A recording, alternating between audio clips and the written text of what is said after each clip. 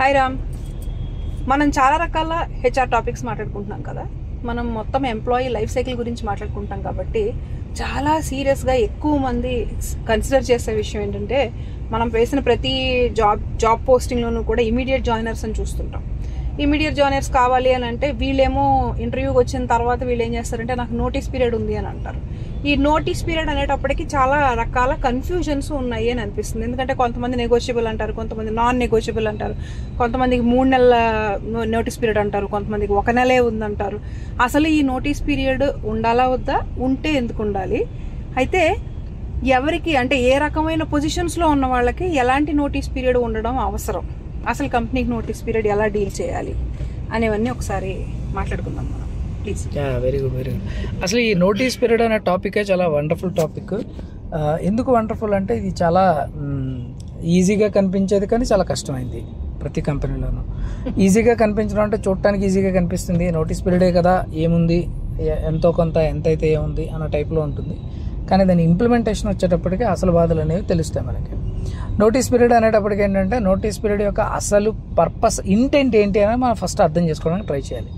Notice period యొక్క intent ఏంటి అంటే ఎనీబడి అంటే మన ఎంప్లాయ్మెంట్ అగ్రిమెంట్ ప్రకారం అంటే as per the appointment letter అనుకోవచ్చు, టర్మ్స్ అండ్ కండిషన్స్ ప్రకారము మనం వెళ్ళిపోయేటప్పుడు అబ్రప్ట్గా వదిలేసి వెళ్ళిపోకుండా వెళ్ళిపోయేటువంటి ఫ్రీడమ్ ఉంది ప్రతి ఒక్కరికి కూడా. There is no binding aspect to work. 80% నువ్వు ఇదే కంపెనీలో జీవితాంతం పనిచేసి తీరాలి ఇలాంటి నిర్బంధాలు ఏమీ ఉండవు అనమాట. There is no conditions actually. What is that you need to do is whenever you want to get out of that particular company you have to intimate them in writing for some time in advance. బేసిక్గా దాన్ని మనం notice period అని అనొచ్చు. ఎందుకు ఇది అని అంటే charge hand over చేయడానికి అలాగే నాలెడ్జ్ని ట్రాన్స్ఫర్ చేయడానికి ఉపయోగించేటువంటి ఆ పీరియడ్ అనమాట, అబ్రప్ట్గా వెళ్ళిపోకుండా.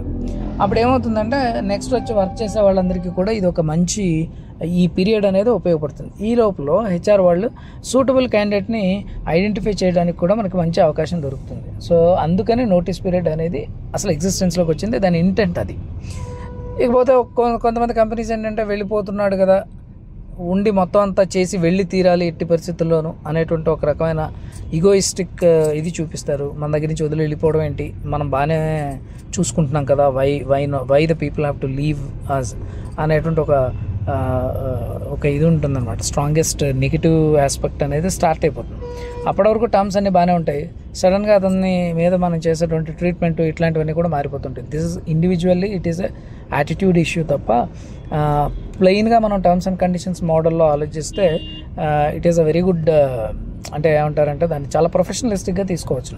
చాలా కంపెనీస్లో చాలా గంభీరంగా చాలా ప్రొఫెషనలిస్టిక్గా తీసుకుంటారు. ఓకే ఫైన్ అంటారు, ఛార్జ్ హ్యాండ్ ఓవర్స్ అన్నీ కూడా కంప్లీట్ చేసుకుంటారు, ఆ పీరియడ్ అయిపోయిన తర్వాత వెళ్ళిపోతారు. So that is how it should be. కానీ జనరల్గా మన వాళ్ళు ఏం చేస్తారంటే అందరికీ కూడా ఎక్కువ కంపెనీస్లో అందరికీ కూడా ఒకే రకమైనటువంటి నోటీస్ పీరియడ్ పెట్టడానికి చూస్తారు. అంటే ఎక్కువ ఛార్జ్ హ్యాండ్ ఓవర్ చేయాల్సిన వాళ్ళకి, క్రిటికల్ పొజిషన్స్లో ఉన్నటువంటి వాళ్ళకి ఎక్కువ నోటీస్ పీరియడ్, జనరల్గా ఉన్నటువంటి వాళ్ళందరికీ కూడా నార్మల్ నోటీస్ పీరియడ్ ఇవ్వచ్చు. నోటీస్ పీరియడ్ ఇంత అంత అనేటువంటి కాన్సెప్ట్ అయితే ఎక్కడా లేదు. క్యాలిక్యులేషన్ పర్పస్ కోసమో లేకపోతే ఎప్పుడైతే రిజైన్ చేశారో అప్పటి నుంచి డేస్ని క్యాలిక్యులేట్ చేసుకోవడం కోసమో మనం కనుక లెక్క చూసినట్టయితే పలానా 30 days would be the fine అన్నట్టుగా జనరిక్గా తీసుకుని వెళ్ళిపోతూ ఉంటారు.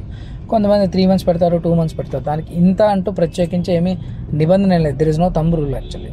అయితే ఎవరికి ఎక్కువ ఉండాలి ఎవరు తక్కువ ఉండాలంటే already departed minds are already వాళ్ళు మానసికంగా they are moving out of the organization. కాబట్టి ఆ అటాచ్మెంట్, ఆ ఎమోషనల్ కనెక్ట్ అనేది తగ్గిపోతుంది ఎంప్లాయీస్లో. వాళ్ళు ఖచ్చితంగా అంటే కొంత రెస్పాన్సిబిలిటీ మాత్రమే తీసుకుంటారు. Whatever they are responsible for they would like to, whatever they committed for they would like to endorse those things and then they would like to move out అనమాట. So అందుకోసం అని చెప్పి notice పీరియడ్ని వాళ్ళు ఎలా ఉండాలి అనేటువంటి దాన్ని వాళ్ళు ట్రీట్ చేసేటువంటి విధానం, వాళ్ళు చూసే విధానం అది. కాకపోతే ఏంటంటే డిపార్టెడ్ మైండ్ కాబట్టి వాళ్ళు ఆల్రెడీ ఎంత తొందరగా వెళితే అంత తొందరగా ఆర్గనైజేషన్ నుంచి వాళ్ళు బయటకు వెళ్ళటం అనేది బెటర్. ఎందుకంటే వాళ్ళకి ఏదన్నా ఇష్యూస్ ఉండి మేనేజర్ తోటో లేకపోతే అక్కడ ఉండేటువంటి విషయాలు నచ్చకో ఎవరైనా వెళ్ళిపోతుంటే they will spoil the other people's perceptions కూడా వీళ్ళు డిస్టర్బ్ చేసే అవకాశం ఉంది. కాబట్టి సో అవసరం లేకపోతే నాలెడ్జ్ ట్రాన్స్ఫర్ కానీ ఛార్జ్ హ్యాండ్ ఓవర్ కానీ అంత పెద్ద క్రిటికల్ కాకపోతే ఆ డిపార్ట్మెంట్ హెడ్కో ఆ డిపార్ట్మెంట్లో ఉన్న వేరే వాళ్ళకో అప్పచెప్పేసి ఆ వర్క్ని they can move on. So వాళ్ళు వెళ్ళిపోవచ్చు. అప్పుడేంటి వాళ్ళకి నోటీస్ పీరియడ్ని వాళ్ళు బైబ్యాక్ చేసుకోవచ్చు, లేదా ఆ నెంబర్ ఆఫ్ డేస్ని ఏర్పాటు చేసుకోవచ్చు. నాకు తెలిసి జనరల్గా అందరూ కూడా 30 days నోటీస్ పీరియడ్ అనేది కామన్గా తీసుకోవచ్చు for all calculation related things. And ఇంకొకటి ఏంటంటే మనకు కూడా ఒక టైం దొరుకుతుంది. 30 days అంటే 4 weeksలో మనం రిక్రూట్మెంట్ చేసుకోవడానికి కూడా సరిపోతుంది. Unless it is critical we need not move not more than 45 days కూడా పెట్టుకోకర్లేదు. 45 days అండ్ 30 days అని 2 categories చేసుకోవచ్చు. మరి ఇంకా ఎర్లీగా పంపించేసరికి 15 daysకే పంపించవచ్చు. కాకపోతే ప్రాబ్లం ఏంటంటే వాళ్ళకు 1 month సైకిల్ అయినా కానీ బయట మార్కెట్లో శాలరీ సైకిల్స్ 1 month ఉంది కాబట్టి ఆ 1 monthని వాళ్ళు ప్లాన్ చేసుకుని వాళ్ళు ఇంకొక 1 month పాటు వాళ్ళు లైఫ్ అంటే వాళ్ళు జనరల్గా వాళ్ళ ఆస్పెక్ట్ మంత్లీ ఆస్పెక్ట్స్ అన్నీ కూడా వాళ్ళకి ఉంటాయి కాబట్టి కమిట్మెంట్స్ అవన్నీ ఉంటాయి కాబట్టి ఒక 1 month నోటీస్ పీరియడ్ తీసుకుని వీళ్ళు ఈ లోపల ఛార్జ్ హ్యాండ్ ఓవర్స్ అన్ని కంప్లీట్ చేసుకోవచ్చు. వాళ్ళు కూడా ఒక 1 month వాళ్ళకి టైం దొరుకుతుంది కాబట్టి they can also find something back. So ఇట్లా మనం నోటీస్ పీరియడ్ని చూడొచ్చును డిఫరెన్షియేషన్ ఆస్పెక్ట్లో. ఏదో అడగాలనుకుంటున్నావు కదా నువ్వు? నోటీస్ పీరియడ్ గురించి మనం చాలా మంచి మంచి విషయాలు మాట్లాడుకున్నాము. అయితే నాకు చాలాసార్లు ఏమనిపిస్తుంది అంటే ఇప్పుడు ఈ రోజు రెసిగ్నేషన్ ఇచ్చారు అనుకుందాం, మనము దాని తర్వాత కొంచెం మాట్లాడడం, తర్వాత ముందుకి వెనక్కి నడవడం ఇవన్నీ అయిన తర్వాత ఫైనల్గా మనం యాక్సెప్ట్ చేస్తాం రెసిగ్నేషన్. ఇమీడియట్గా యాక్సెప్ట్ చేసేది ఎక్సెప్ట్ ఇన్ సర్టన్ కండిషన్స్. అలాంటప్పుడు నోటీస్ పీరియడ్ ఎప్పటి నుంచి మనం స్టార్ట్ చేయాలి, కౌంట్ చేయాలి? ఆన్ ద డే ఆఫ్ రెసిగ్నేషనా లేకపోతే on the day of యాక్సెప్టెన్సా?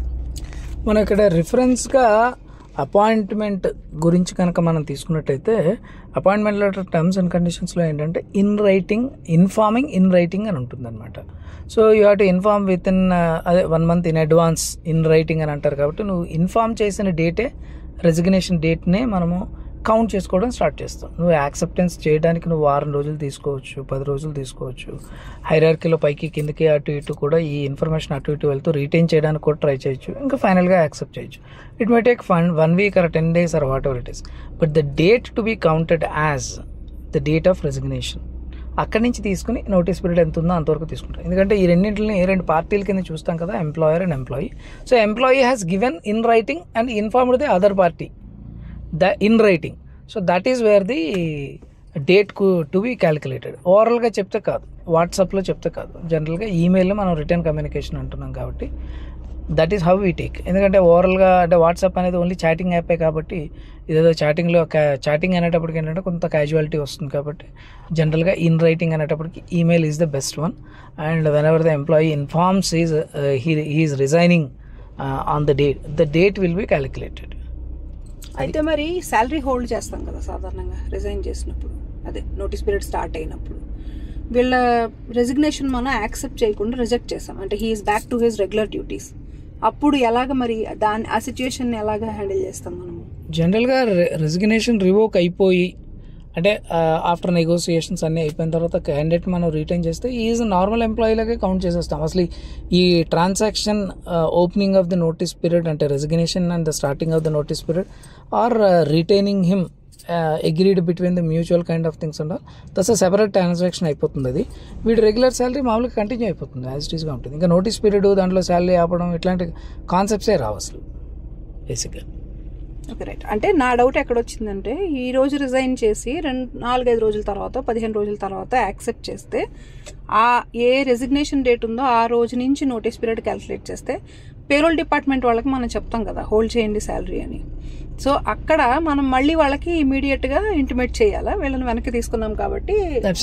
Absolutely మనం ఇంటిమేట్ చేయాలి. We kept under hold. తర్వాత లేదు అంటే we retained the candidate, so that's where please process is salary అని మనం చెప్పేస్తాము. ఇన్ కేస్ ఆ టైంకి పేరోల్ కనుక కంప్లీట్ అయిపోయి మిగతా వాళ్ళందరికీ పే చేసి ఈయన హోల్డ్లో ఉన్నారు అనుకుందాం ఒక ఎక్స్ అనే పర్సన్కి, ఏం చేస్తారంటే ఇతనికి సెపరేట్గా మళ్ళీ పేరోల్లో ఆ ఒక్క పర్సన్ కోసం మనం ఏం చేస్తామంటే పేరోల్ బదులు లేదా ఇంటరిమ్గా ఏదైనా శాలరీ ఇచ్చి నెక్స్ట్ పేరోల్లో దాన్ని వర్కౌట్ చేయడం కానీ ఏదైనా చేస్తారు. లేదంటే సెపరేట్గా ఇతనికి కూడా శాలరీని ప్రాసెస్ చేయొచ్చు, ఇబ్బంది లేదు. అకౌంట్ ట్రాన్స్ఫర్స్ ఈ మధ్య అన్ని అకౌంట్ ట్రాన్స్ఫర్సే కాబట్టి అతను ఒక్కడికి కూడా మనం కొంచెం ఒక డిలేడ్ డేట్లో మనం ప్రాసెస్ చేసుకోవచ్చు, ఇబ్బంది లేదు. And he'll be continued. This case comes only when the candidate has been retained and continuing with the same. అలా కాకుండా శాలరీ ఇంక్రిమెంట్ చేసి ఈ మంత్ నుంచే ఇచ్చి అతన్ని రిటైన్ చేసి నెగోషియేట్ చేసి ఆ పర్టికులర్ ఇంక్రిమెంటెడ్ శాలరీతో పే చేయాలి అని అనుకున్నప్పుడు మళ్ళీ పేరోల్ని రివైజ్ చేస్తారు. జనరల్గా అలాంటి కండిషన్స్ వచ్చినప్పుడు that is effective from the next month ఉంటుంది తప్ప ఇమీడియట్ మంత్లో జనరల్గా శాలరీని ఇమీడియట్గా హైక్ చేసి అదే సందర్భంలో ఇవ్వరు అనమాట. ఎందుకంటే ఇక్కడ నోటీస్ పీరియడ్ కంప్లీట్ చేసుకుని అక్కడ జాయిన్ అయ్యి ఆ 1 month కంప్లీట్ చేసిన తర్వాత అతనికి శాలరీ వస్తుంది కాబట్టి ఎలాగో ఆ గ్యాప్ ఎలాగో ఇక్కడ కూడా తీసుకుంటారు జనరల్గా. So your incremented salary as per the newly negotiated ఆ incremented salary effective from the next month అని చెప్పేసి ఆ నెక్స్ట్ మంత్ తాలూకు డేట్ నుంచి కౌంట్ చేసి ఆ మంత్ ఎండ్లో పే చేస్తారనమాట. ఇది జనరల్గా జరిగేటువంటి process. That is the best way also. Right, great. We shall discuss again the other topic with the next session. Yeah, thank you. Thanks.